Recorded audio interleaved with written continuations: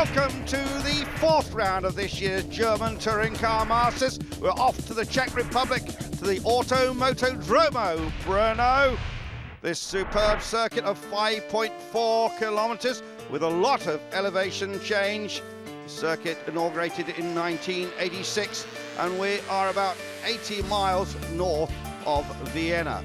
Well, last year's winner was the Swede Mattias Ekström, and he's certainly looking forward to this year's race. It was nice. From last year I won the championship here and Audi as well, so we have a lot of good memories, and for sure also for this weekend it would be nice to stay on the top of the podium. But as we have seen the first three races, Mercedes is very strong, so we have to try and fight hard with them to be able to stand on the top. Yes, indeed, the DTM returned to Brno last year after quite a break. The first time they raced here was back in 1988, where Armin Harman was the winner in a Ford Sierra Cosworth. Well, this circuit certainly is very challenging indeed. And for Opel, it could be a good race because last year they got the fastest lap with the Manuel Reuter. Let's check out the track now with Bernd Schneider. We're on the start-finish straight here. At the end, we go up to sixth gear, 250 kilometers an hour, then down to fourth gear. Tricky here because there are a few bumps through this corner. You can see how the car bounces around, accelerate hard, back up into sixth place. We go uphill here, so you have to have a lot of momentum. Break down again into the first S, which is very typical of the Brno circuit. Quite a quick corner is this. I was quite happy with my laps here last year. Then we have this downhill section. Car tends to understeer a little bit. We go over the curbs. We have to take quite a lot of curb there. Next corner is taken in third gear. Very important to remain on the inside. Then this next S. Accelerate here. Then slow down again. And now again we're going downhill. Sometimes you can just snatch a gear going down here. The engine revving a bit high. Back up to third gear. Another downhill right-hand corner, which is almost 180 degrees. Then another S into the left-hand corner. And this is the most important part of the circuit, says Bernd Schneider. You have to get out to the right, you have to have a good turn in. Now there's a steep incline, as you can see. And then you brake again into this final S before the start-finish line. Have to get back on the throttle very quickly out of this one and then head towards the start-finish line. It's all a lot of hard work at Brno. And that's a lap with Bernd Schneider. And Bernd Schneider's 1 minute 53 lap, close to the lap record. Now here is Tom Kristensen in his Audi. Tom, of course, just a couple of weeks away from trying to win his 7th Le Mans. And after the lap, yes, the Dane was a happy man. It's very close here, and obviously 700s I was slower than my qualifying lap in the Super Bowl. It's always, I think, good when you come out with a cold car. My engineer Franco told me qualify within a 10th, and we're on the front row. That was the aim, and that's what we did. Heinz-Harald Frentzen then has been looking very good in qualifying. Now he moves up to practice. Certainly Mika Häkkinen, winner of the previous race, enjoying it.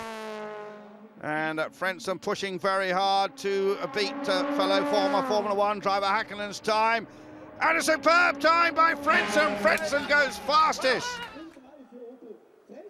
Well, quite a surprise. Mika seems to be appreciative too. Generally, it's a great pleasure for me. Starting on the first row. The team has done a fantastic job to give me a car which is, from the balance point of view, perfect. And we have a good possibility tomorrow in the race, so we hope we can carry the momentum for tomorrow into the race. Yes, Frentzen's second year in the DTM, yet to make it on the podium. This man has had a lot of podiums, Gary Paffett. And Paffett, despite carrying some extra 40 kilos in success ballast, is certainly flying there, puts a wheel out on the curb, and he's going, and he takes pole position for Paffett. Look at Kristensen's face. You know, I don't think there's any one car that's dominant here, so it takes every last bit to get the setup right, to get the car going well, and my team today, especially Thomas and Gerhard, did an excellent job this morning. We found a really good setup at the end. I was half a second quicker than anybody this morning, qualifying again, pole position in only sort of one run, and a great super pole lap. But the car is really good, and there's so much confidence in the car. It's hard to drive this car slow. So.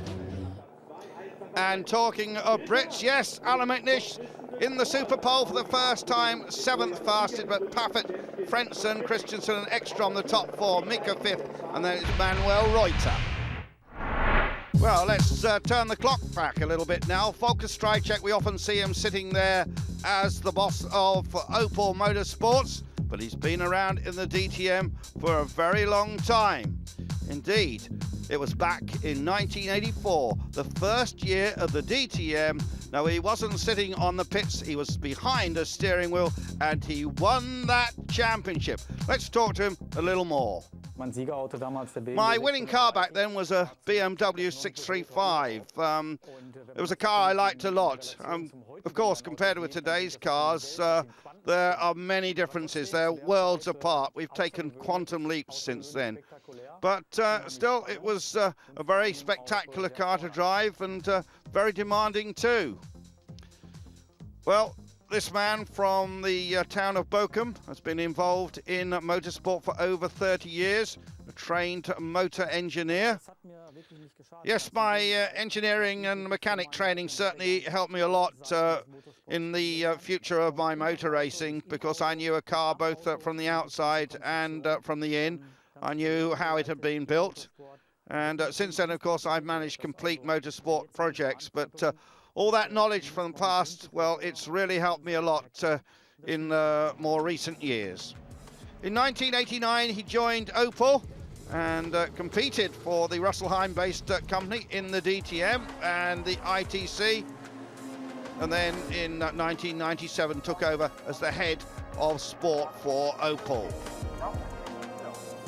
Well, here he is at the Nürburgring, signing a pair of, well, I'm not quite sure what piece of underwear they are there.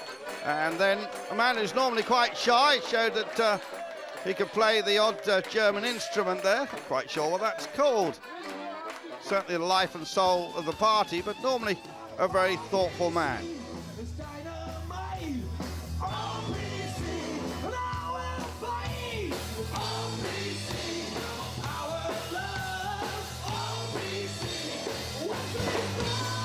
Yes, so here we're seeing a rather different side of Volker Strycek. Very much the hard rocker. We're all humans, but we have to act as a team. For us at Opel, teamwork is very important. It's the only way to get to the top. Things can be very demanding, of course. People get a little heated, but, well, we have to make those stress levels drop and behave in an utterly human way, and sometimes have a bit of fun. And like many others involved in motorsport management, he still can't stop racing. And of course, in 2003, with the Opel team, he won the 24 hours of the Nürburgring as a driver and team manager. But now the Opel era is heading to its exit. I was the first DTM champion, meaning I was there right from the very beginning. That's one thing. Another is that Opel was amongst those who created the DTM. We were the first people to present a possible DTM car for the future in 1999 when the series was coming back. We've certainly been one of the founding fathers, and we've worked really hard for the DTM, both from the Opel point of view and from the personal angle. So it's a very hard decision to take, that we're going to shut the garage doors at the end of the season. There's no question about it. That's what we're doing, and it hurts me personally. Well, that's Volker Strycek then. Let's hope he returns to the DTM one of these days he's been, as he says there, one of the stalwarts of the championship. And let's hope they have a good result here in Brno. Walter Stajcek, head of Opel Motorsports. So moving on to the race, the parade of drivers here. This grid looking a little different to some we've seen earlier in the season. Of course, we have had 3 different winners already, most recently at Spa with a great drive by Mika Häkkinen. So the flags of the nations of the drivers are paraded. Meanwhile, the drivers themselves, and there's Mattia Ekstrom managing to hold 4 Audi flags at once, representing the 4 rings of Audi. And of course, exciting from the British perspective to see that Allan Mcnish is well up the field. Allan been finding it a little difficult to get the best out of the car. Let's check out the grid. And on the pole, yet again, Gary Paffett with Heinz-Harald Frentzen starting on the front row for the first time in his DTM career. He really loves this circuit, he says. Tom Kristensen, 3rd, and then Matthias Ekstrom. Mika Häkkinen, and alongside him, another good Opel performance from Manuel Reuter. Then it's Allan Mcnish in 7th place, and Bernd Schneider, the multi-DTM champion. JB Green lines up alongside Martin Tomczyk, who got in trouble in practice for a misdemeanor in the pit lane. Lacey and Capello, apt in the older Audi with Marcel Fasler in the 3rd of the Opels. Pierre Caffer and former Porsche racer Frank Stippler, Laurent Aiello and Bruno Spengler. Stefan Muka and Alexander Margaritis bringing up the rear in the orange car from last year. Lights are red, and, well, maybe that was a jump start from Gary Paffett. I think it was, and he could be penalised for that. He checked up, but it was too late. He did go before the lights, and meanwhile, Heinz-Harald Frentzen leads a DTM race for the first time, and it's Frentzen into the lead. Frantic long right-hander here. And Frentzen leads. 2nd is Paffett, that may well get a drive-through penalty for his jump start. Ekstrom in 3rd place in the Red Bull Audi.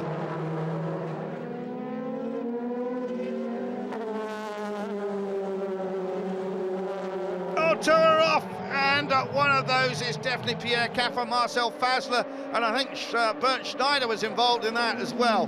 Frentzen, Paffett, Ekstrom, Kristensen, Häkkinen, Green, Mcnish, Reuter, Tomczyk, and at top 10. And the safety car is out, and there is Bernd Schneider running around the outside of the gravel trap. We can see what happened midfield here. And there goes Fasler spinning. Yeah, actually I had really a good start, and I could win some positions, and on the braking to the 2nd corner Bernd Schneider hit me on the rear left wheel, so I spun, and it was not actually a position fight. I think he just was missing the braking point and was a bit too late. Well, that's what he says. What do the pictures say?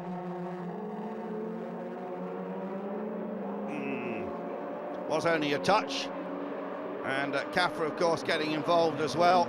Yeah, Caffer, of course, won Sebring last year, and that was how Schneider finished up the end of the incident, going through the gravel, and Schneider not happy, and neither is the man on the pit there. We just saw a brief shot of Norbert Haug. But we are on the 2nd lap, and Heinz-Harald Frentzen in the red Opel has pulled away a little bit from Gary Paffett. Ekstrom pushing to get past Paffett. And then in 4th place, the 2nd of the Audis. I think that Allan Mcnish might have just dropped behind Manuel Reuter. Frentzen, Paffett, Ekstrom, Kristensen, Häkkinen, Green. Mcnish shown there, at least in 7th place. We go on board with Manuel Reuter very, very briefly. And Paffett continuing on his way. trying to make some ground, but Frensen's lead at the moment, 1.3. And there is the car of Bernd Schneider, hasn't made it back to the pits. It has been parked, he has departed from the race. But, well, Heinz-Harald Frensen in his second year in the DTM, having left, of course, Formula One, is starting to show his skill. We knew that the Opels would be good here because last year it was Reuter who got the fastest lap of the race. So we can see that starting. And watch the car on the right, the silver Mercedes. Not a very good angle actually, but from the previous angle we saw he had jumped the start, and that was how Heinz-Harald Frensen powered into lead, made an absolutely blinding start, as you can see. Quite a bit of locking up behind, Martin Tomczyk involved in that. There they are in the pits, and that was the reaction to the start.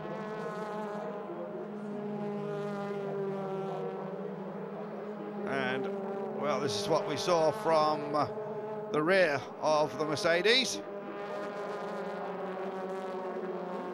And this was the run down into the first corner.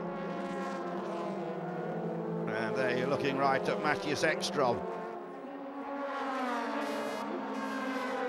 But it's Frensen who continues in the lead, and Paffett seems to be making his Mercedes a little bit wide. Ekstrom can't do anything about that. And it's Kristensen and Häkkinen, three Scandinavians nose to tail. Remember the previous race we had a Scandinavian 1, 2, 3, a drive-through penalty then for Gary Paffett. Well, that wasn't a surprise. So Paffett is really going to have to work hard now.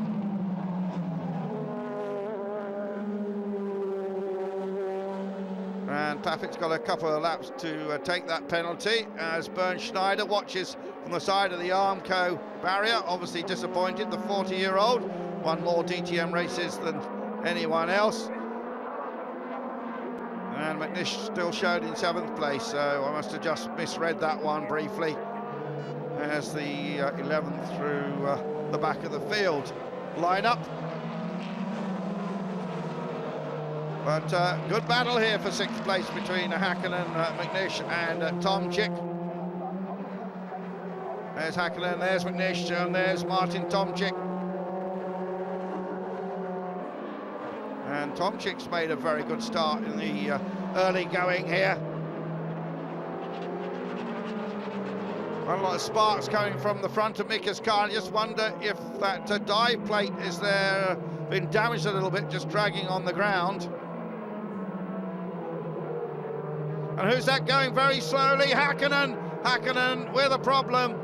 And maybe that's a puncture then. That's why the car was down at the front. We'll have to see what follows. So from being at the top of the pile a race ago, Mika Häkkinen going to possibly exit from this race early. Certainly won't be in the points. Pit stop's probably coming up in about 5 laps, and Mika limping it in.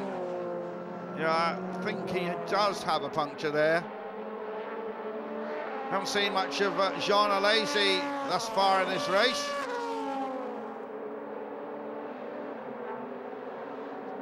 Jean Alesi has been suffering from some back problems during the weekend. And that is Alesi trying to dive down the inside. And he certainly elbows his way past up into 10th position. And there is Häkkinen in the pits. And this won't count as one of the pit stops, so that's going to hurt him. And as I suspected, definitely Mika had a puncture on the left front.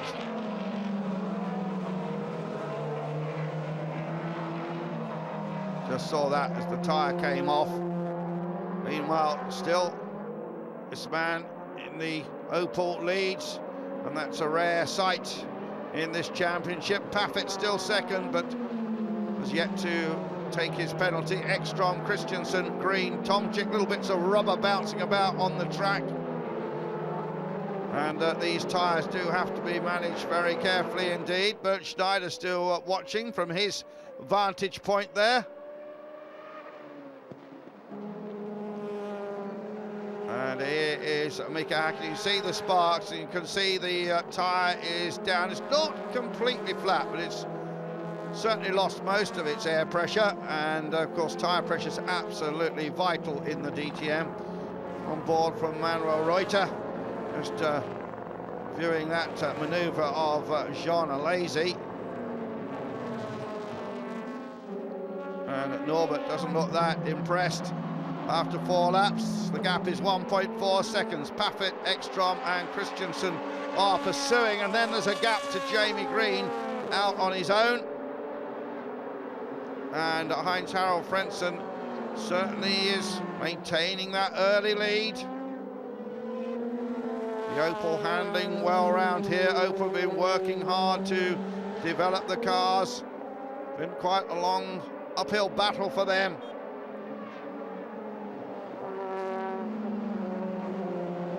There is Matthias Ekstrom, and Paffett for some reason staying out before he takes his penalty. He must have a reason for that.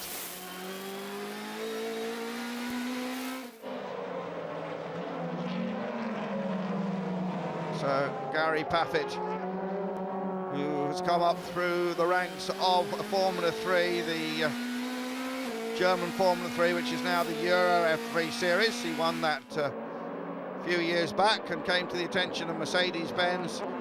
Meanwhile, 2 Audis very close together, Ekstrom and Kristensen. On board with Jean Alesi. The Frenchman obviously disappointed at that race, which he'd worked so hard to get in Avignon, has been put on the back burner for the time being. So here is Paffett, still to make that stop. What he'll probably do is make the mandatory stop. There he goes into the pit lane. I suspect he'll come out and then very quickly will make his first official stop. Paffett down on the rev limiter. Pit lane speed limiter, controlling his speed. It feels as if you're just at a crawl. And Paffett will filter out again, just a drive through, doesn't have to stop. And he comes out right alongside the Audi and manages to stay in front of it. And Paffett shown in 10th place.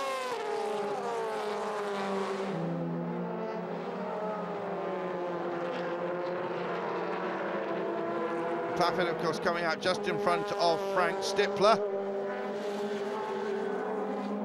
Meanwhile, down in the pits, the Mercedes crew will be getting ready for the first official stops.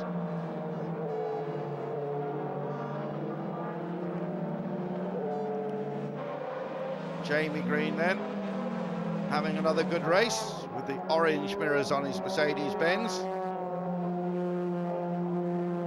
And the rest of the field going through, and there the Mercedes-Benz mechanics wisely, all with crash helmets on. These pit stops are very fast, they're very furious. So the order now, Frentzen, Ekstrom, Kristensen, Green up to 4th, Chomchik moves up, Allan Mcnish moves up, Manuel Reuter, of course, moves up, as does Christian Abt, and Alesi then Stippler. And let's see Jean Alesi just, well, absolutely flying past his teammate there. Jean Alesi very much on the move. But at the front, Heinz-Harald Frentzen, all that experience with Jordan, for whom he won, of course, with Williams and a number of other Formula 1 teams. And into the pits comes Jamie Green. And Green will stop right on his marks. Crew go to work, fresh set of Dunlops, and out he goes, and a very quick one, 4.2 just in front of the Audi. Well, that was very close indeed. Abt is out. Here is Paffett's second stop, of course, although first time through the pits he didn't actually stop.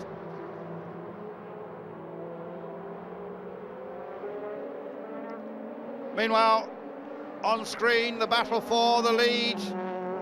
And Heinz-Harald Frentzen, I think, just maintaining that gap over Mattias Ekstrom and Tom Kristensen. Kristensen in the S-Line car, S-Line being an Audi brand of sports parts. And indeed, we've got 5 Audis in a row now. More pit stops to come any moment.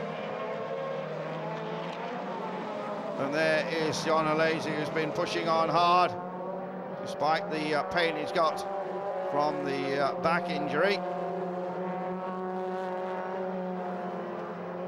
Great shot there of the rear of these DTM cars. Remember, space frame cars clad in the bodywork of the likes of Vectras and A4s.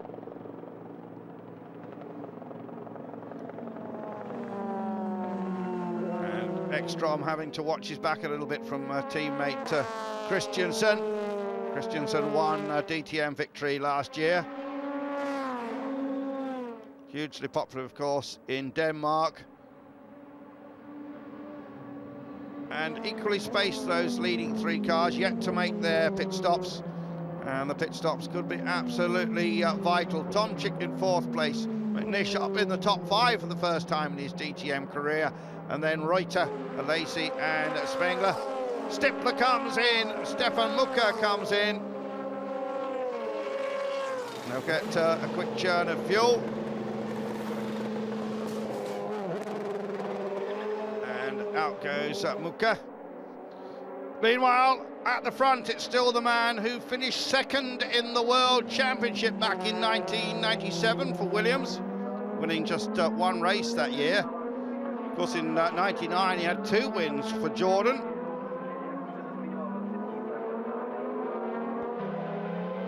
And certainly he'll be looking in his mirrors on a pretty regular basis now, as the reigning DTM champion Mattias Ekstrom really puts on the pressure. And there'll be pressure too on the boys in the pits. They can't afford to mess up these pit stops.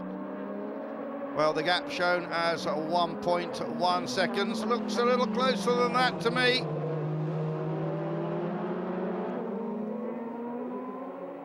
And Tom Kristensen also right on the case. Flash of flames from either side of the car, these V8 engines.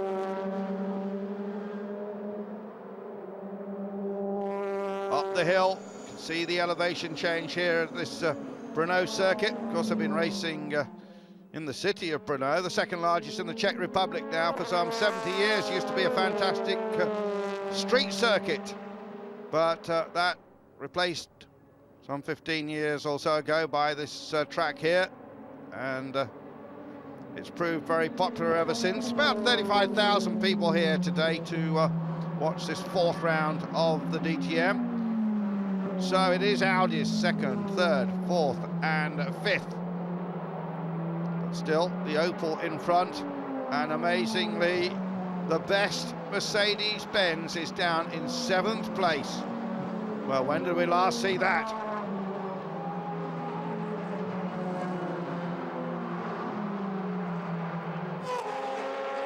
Gary Paffett, of course, was the leading Mercedes until he had his drive-through penalty. There is Frentzen, backed by the big German magazine Stern. There the crowd from their natural vantage point up on the grassy bank there.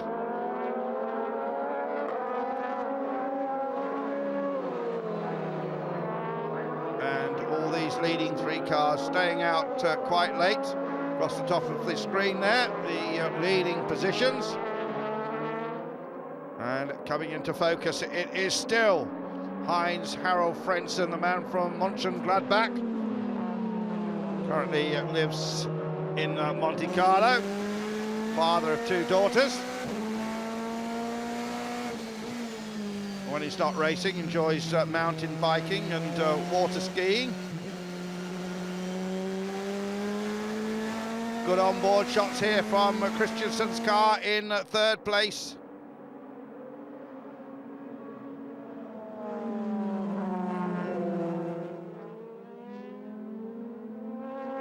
So this battle still very finely poised between these three. They take one more lap past the pits, and the gap has now closed, according to our computer timing, to 0.7.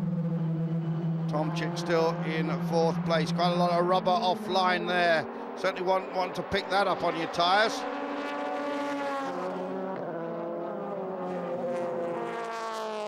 Meanwhile, Christian Abt in front of Gary Paffett. Abt, remembering one of the 2004 spec cars with the old style grille. And Gary Paffett trying to find a way past, but of course carrying that extra, I should say, 40 kilos against the Opals.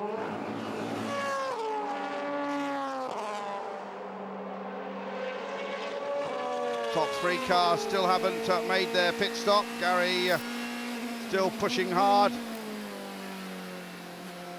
Always a cool character under pressure. But Paffett will be thinking about the points. He's on a damage limitation exercise now. Gary Paffett, who went into this race leading the championship.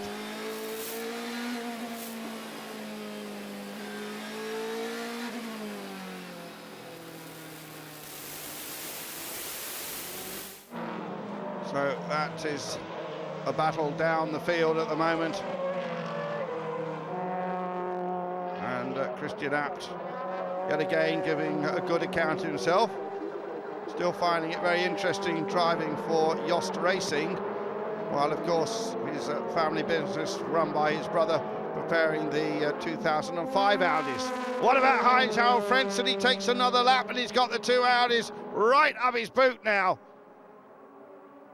0.4 of a second is the gap. And Ekstrom has a look, decides against it. And Ekstrom still on a tighter line, trying to get the drive out of this corner, and he can't do it because this is a very technical S section of the course.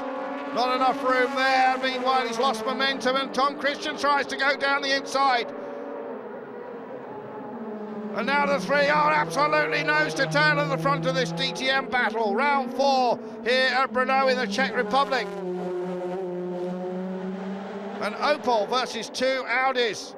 And Kristensen takes another look out, decides against it. This a 30-lap race. We are over a third of the way through now. Remember, they have to make 2 mandatory pit stops.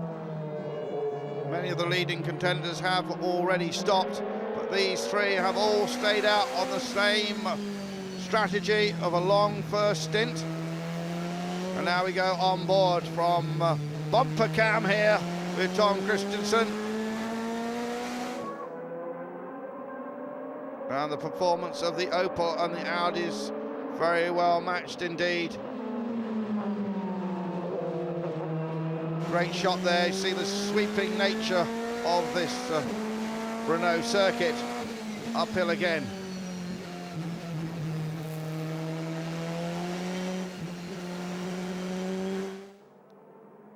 Riding there with the 6 times Le Mans winner Tom Kristensen. Heading off for the start just a few days after this particular race.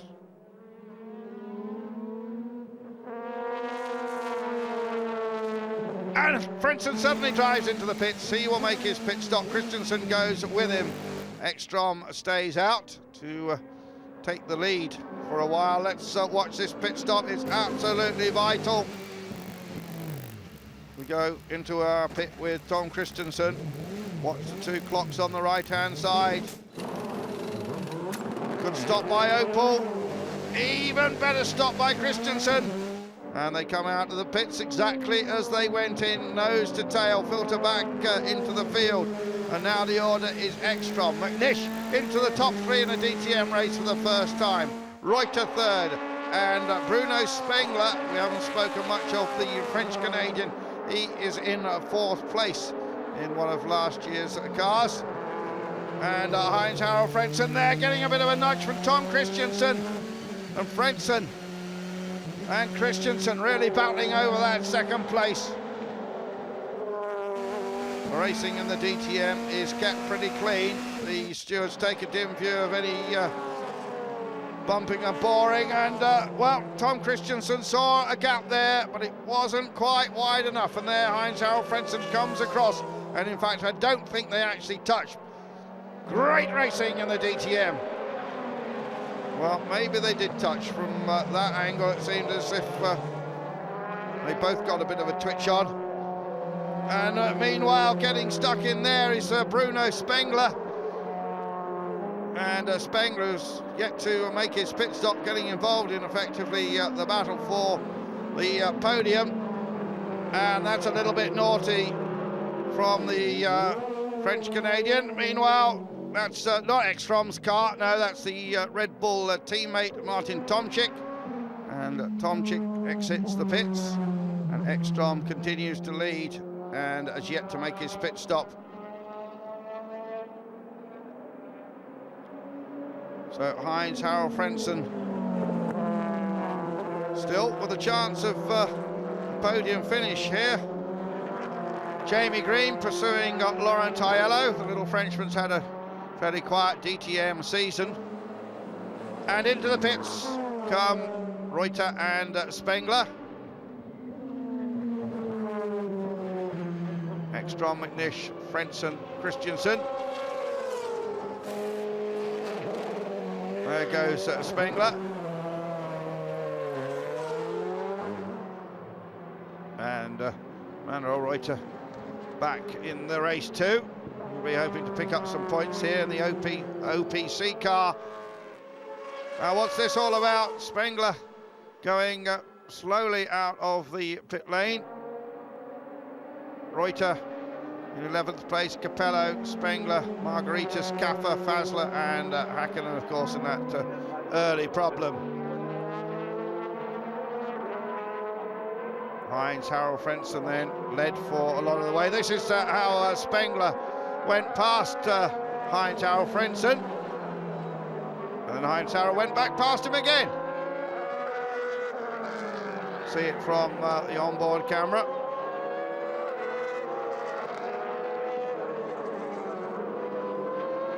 So Frentzen and of course Kristensen involved in that as well. This is actually from Kristensen's camera. So Frentzen and Kristensen continue their battle. And still Ekstrom has not come into the pits. The pit stop will be vital. Will he be able to get out in front of this pair? That's what we're going to be watching. And here he comes. The young man who lives in rural Sweden. Also a very talented rally driver. Competes for the Skoda team when he gets the odd day off. And that was a quick one. 4.6 and here the other two are coming. See if he can get out in front of them. Here he goes. Mcnish is in the lead. And he comes inside. Alfred hangs on. Wow, that was a tremendous return to the track from the pit lane and absolutely vital. So, Ekstrom comes out in front of the two he was battling with, and so they are still nose to tail. Meanwhile, Allan Mcnish leads his first DTM race, but will soon make a pit stop, and there Frentzen is passed by Kristensen. And meanwhile, Ekstrom has pulled away about 3 lengths in all that.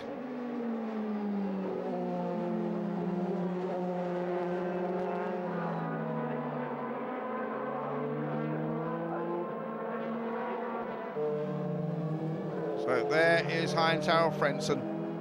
Led the early going. Came out of the pit second, has now dropped to 3rd place, and now we have an Audi 1-2. The new shape A4. Here is a replay of Heinz-Harald Frentzen and Ekstrom and Kristensen all absolutely getting stuck in there. And this is Ekstrom coming out of the pits, and Frentzen allowed him just enough room, was quite the gentleman there. Well, if he hadn't have been, it could have all ended in tears. And here is a replay of Frentzen dropping back to 3rd place. just wonder if Heinz Alfredson isn't very happy with his second set of tyres. And now the leading trio have separated a bit. I say the leading trio because Allan Mcnish is actually in the lead. Well, it isn't anymore because there he is in the pits. And let's see if he drops to... if he can get back on now, he'll still be in fourth place. Mcnish fourth, Green fifth, Aiello sixth. And Laurent has yet to make his pit stop. There he is in the Playboy back car. And the top three going through the S-bend here. Close up on the rear of Aiello's Vectra. So a little bit of carbon flapping there, certainly nothing serious. OPC, Opel Performance Centre, and a bit of smoke going out. Drive-through penalty for Allan Mcnish. Too fast in the pit lane. Oh, that'll be a big disappointment for the little man from Dumfries. Meanwhile, Paffett still trying to move up a couple of places.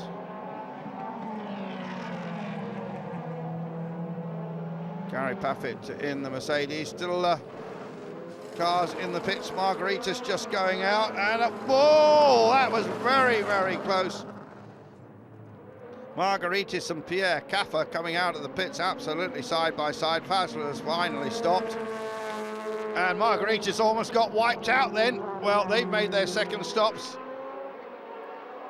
There is Mika Hakkinen, who, of course, had the extra pit stop well down the field this time.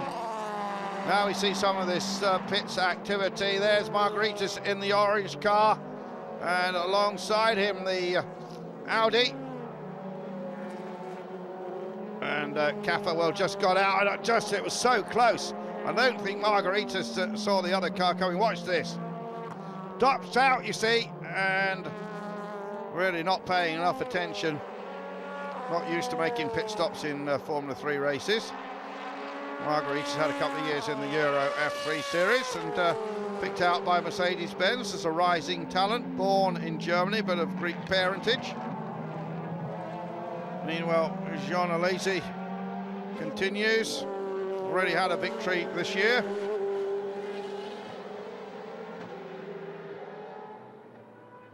Alesi, of course, winning the opening round, and Margaritis has come in now.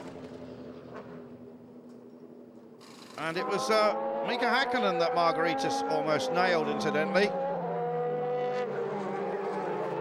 So, what's going on here? So Margaritis, well, certainly not the best race he's had in the DTM, and a puncture after a clash with Marcel Fazler. And he brings it into the pits. So fast forward now to the closing stages of this race. The Audi pair from Scandinavia, first and second, Ekstrom and Tom Kristensen. Frentzen still in a safe third place. Behind them, Gary Paffett, the best of the Mercedes drivers, and Jamie Green.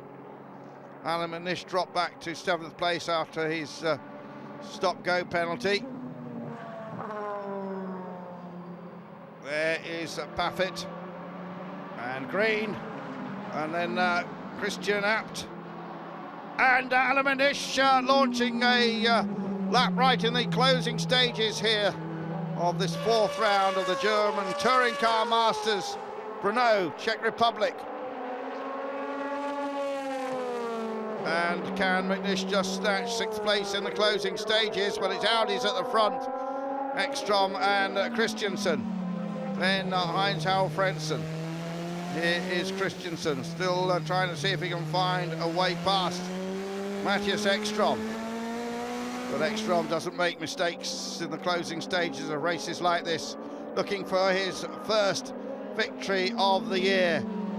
And the first victory for Audi this season. All 3 previous races run by Mercedes-Benz, and the Mercedes-Benz drivers are still battling with Green, the young Briton from Leicester, trying to get past Gary Paffett, very much the established Briton in the Mercedes team. Well, the first two going to cross the line very closely, but I don't think we're going to see any heroics from Tom Kristensen. He's too much a team player, too much of an experienced man to risk a last-minute late braking manoeuvre past Matthias Ekstrom. The gap 0.6 of a second, very close indeed. This has been an outstanding demonstration of the speed of the latest Audi A4 DTM car. The big grille there, so characteristic of the new shape of the A4, such a successful car these days all over Europe. And there is Fredson out on his own, but heading, it would seem, for his first DTM podium.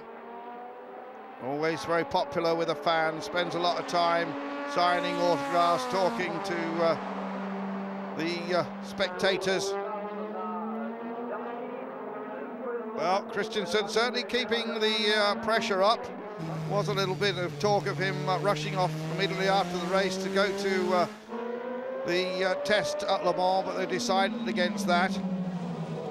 And Tom certainly knows his way around Le Mans. Doesn't really know his way that well around Brno, but here he is, still trying to get past, and there is the boss of Audi, Dr.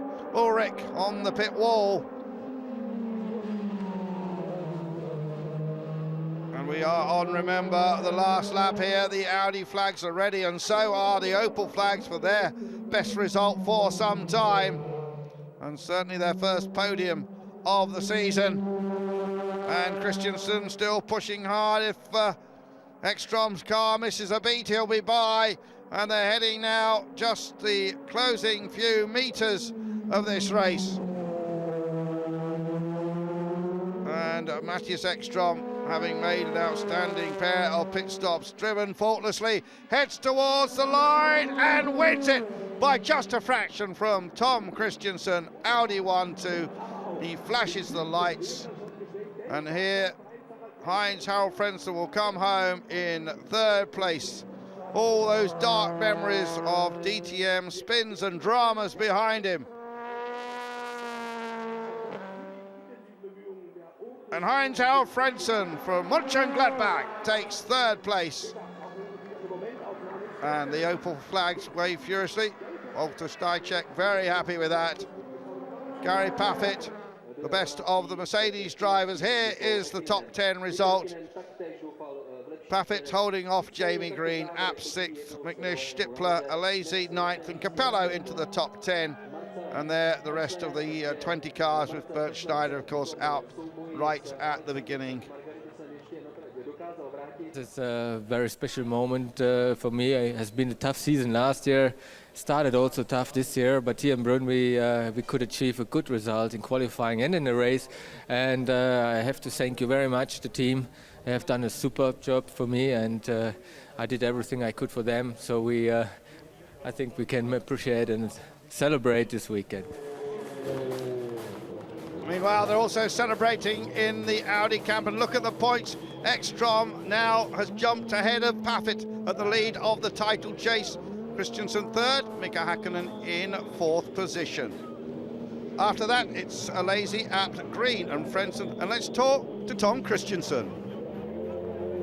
The 1-2 for Audi, it can't be better. Same as last year. Now we are getting good points for the championship again. So it's always a good day for Audi Sport Team Abt here in Czech. And in just a moment, it'll be a very good day for spraying the German sparkling wine. There it goes. And once that's over, we can hear from the winner of the race, Matthias Ekstrom of Sweden. Definitely, it's a nice place to come when I have two victories after two times. So I think it's a very good result, both for me and also for Audi, that we are having a 1-2 victory. And it was very important for us in the championship. And what about his team boss in the middle there? Dr. Wolfgang Ulrich, certainly happy with that success. It was a brilliant race for us. The two guys in front and the team that worked for it did really an excellent job. Martin and Allan have not been so lucky, but it was partly errors, partly problems with the tire change. But this makes the difference between being competitive and at the end being at the podium. But I'm very satisfied with the result, and I'm looking forward for the next races. But one Audi man who wasn't satisfied at all was Allan Mcnish. Really felt that his penalty was unfair. Let's hear from the man from Dumfries now. It was going very well. I just caught up on Untitled Kristensen after my first pit stop, and he was running in third position and I was in fourth, and we had a speed lane limit penalty, and we're investigating the data because the button was pressed and there's no reason why we should have received the penalty, but we have to find out exactly why we were going a bit too fast. Well, at least Allan Mcnish now up to full speed in the DTM. Meanwhile, certainly celebrations at Opel. We can hear next from Focus Dajcek. We're really proud about the result because we had a tough time behind us, and it's absolutely necessary for the whole team to be a little bit more successful as it was in the past. And Heinz-Harald did a good job. The whole team did a good job during the last couple of weeks, and the result is that what we need at the moment, and it will give us a new motivation for the next races. Hi, I'm Gary Paffett. I'd like to say goodbye from Brünn, and we'll see you at the next race in Oschersleben.